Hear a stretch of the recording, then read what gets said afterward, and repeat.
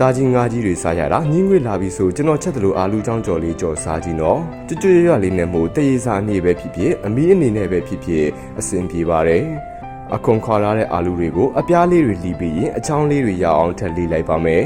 အဲ့ဒီနောက်အိုးထဲထည့်ပြီးစက္ကန့်30လောက်ရင်းနှီးဖြောပေးလိုက်ပါမယ်ဒီလိုလုံးမှသာအာလူကပိုကျွတ်ရမှာဖြစ်ပါတယ်ရေချောင်းစစ်ပြီးတဲ့နောက်ကြက်ဥအနှစ်တစ်လုံးထည့်ပြီးနှက်အောင်နေပေးလိုက်ပါမယ်ပြီးရင်တော့ကော်မုတ်တစွန်းမမောက်ထည့်ပြီးအာလူချောင်းတိုင်းကော်မုတ်တွေတစ်ထက်ကတ်သွားအောင်နေပေးလိုက်ပါမယ်စီ60ရာခိုင်နှုန်းလောက်ပူလာပြီဆိုရင်တော့အိုးထဲထည့်ကြော်ပြီးနည်းနည်းလောက်အသားကျချက်သွားပြီဆိုမှအထက်အောက်လန်ကြော်ပေးလိုက်ပါမယ်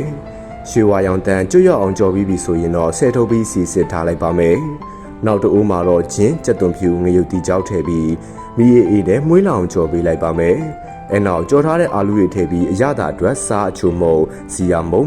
နှမ်းနဲ့ငယ်ထဲကြက်သွန်မိတ်အပိုင်းအချိုဖြူပြီးနှံ့အောင်မွေကြော်ပေးလိုက်ရင်တော့အိုးချလို့ရပါပြီဒီလိုကြော်ထားတဲ့အာလူချောင်းအဆက်ကြော်ဟာထုံထုံဆက်ဆက်လေးနဲ့ကျွတ်ရပြီးအရန်ကိုစားလို့ကောင်းတာမို့လိုက်လုတ်တက်သွားပြီဆိုရင်တော့မိသားစုဝင်တွေကိုလိုက်လုတ်ကျွေးလိုက်တော့နော်